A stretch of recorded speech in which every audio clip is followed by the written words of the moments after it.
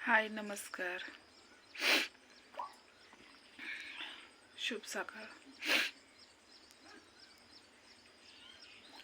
लय टेन्शन आलंय मला तर. गादी ठेवली दुमटून, कारण ओलं झालंय ना इथं, म्हणून गादी ठेवली. आंघोळ ही घातल्यावर मग गादीवर टाकत असते, पण बानो पण रडती, त्यामुळं गादी काय काढलीच नाही मी. हाय अशी ठेवली. 2-3 वेळा टाकली पण रडती ती. तिला असं हातपाय हलवतं त्या गादीवर, सारखायलाच येत नाही.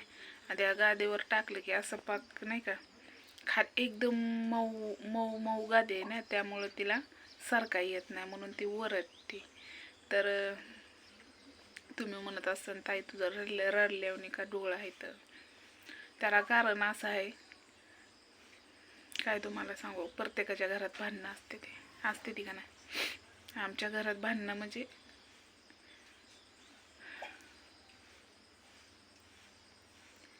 आईची न माझी.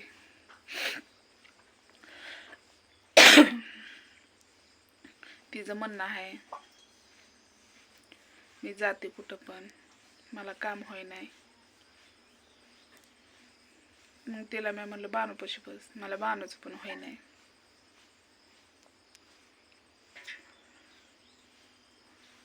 जर मी बानूचं पण करायचं म्हणलं आणि काम पण बाहेरचं करायचं म्हणलं तर नाही होतच नाही माझ्याच्याने. एक तर बानूपाशी तर बसावं लागते, तर काम राहते, आणि कामाला गेलं तर लेकरू राहते.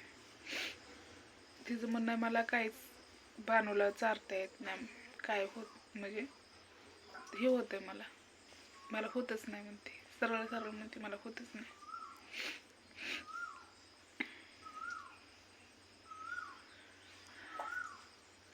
एवढं पण देवाने टेन्शन देऊ नये कांद्याच्या मागं, खरंच देऊ नये.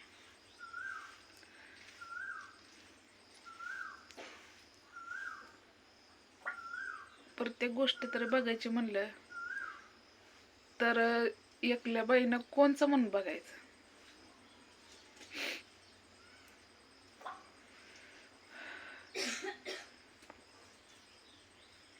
आता तुम्ही म्हणताल की अचानक ताई काय झालं, आज ते घरामध्ये टेन्शन.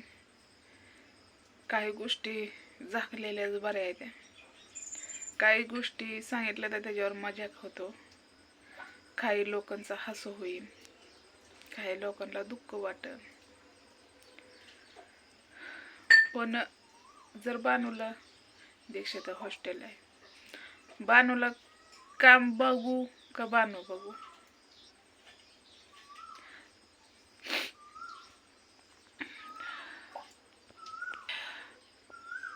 मला बडबड केली ना एवढं टेन्शन होतं ना की नाही का, असं वाटतं जीव तरी द्यावा, पण जीव देऊ शकत नाही ना, कारण माझ्या डोळ्यासमोर असं म्हणल्यावर महाग तर कसं लेकरांना कोण बघायचं. आपल्या आई ते आई असते म्हणतात ना, मेली तरी आईच्या आत्म्याला शांतता भेटत नाही. का तर तिच्या मनामध्ये खंत असते की आपलं लेकरू असं आहे, कोण बघल, कोण काय करल. माझ्या डोळ्यासमोर एवढं आहे तर माझ्या महाग तर कोण सांभाळायचंय. नशिबाला नवरा नीट नाही असता तर मला ही गोष्ट नसती एवढी बोलणं कुणाचं लोकांचं खाऊ वाटलं. पण त्यांनी पण असा निर्णय घेतला की दोन्ही लेकरा हॉस्टेलला टाक आश्रम मध्ये. म्हणजे त्यांना आई असून आश्रम मध्ये मी टाकायचं. माझ्या तेवढी ताकद आहे की मी कष्ट करून कुठं पण लेकरं दोन बघत बघत कष्ट करू शकते. पण घरामध्ये जरा हसून खेळून असलं तर उल्हास येतो काम करायला पण,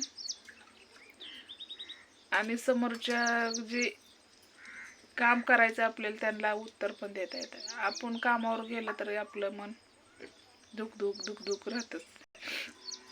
तुम्ही समजू शकता आता माझ्या भावना नेमकं काय झालं असेल काय नाही, असतात गोष्टी. तुम्हाला सांगायलाच हळूहळू मी, पण माझी जीभ पण उचलत नाही. मी हर गोष्ट तुमच्यासोबत शेअर करते. एक सोशल मीडिया आहे, जरा तुमच्यासोबत बोलून माझं मन आणि डोकं शांत राहतं.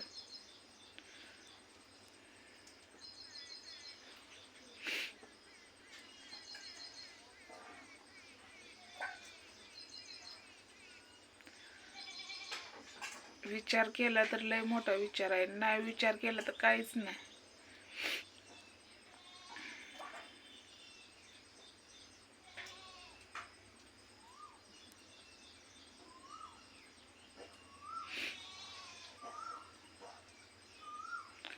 चार दिवस रडायचं आणि हाय तसं रुटीन करायचं. पण एवढं मात्र आहे की बानू जर चांगली असती ना तर मी लय एवढे मारले असते, लय कष्ट केलं असतं, अजून कष्ट. मनामध्ये असं काहीच राहिलं नसतं, टेन्शन आहे लेकरांचं.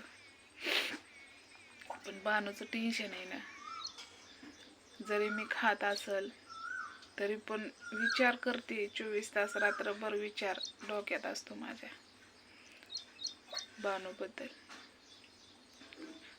तुम्हाला जेवढं सांगाल तेवढं कमीच आहे, पण मी नाही सांगत कारण मी राहिलेलं तुम्हाला आवडत नाही.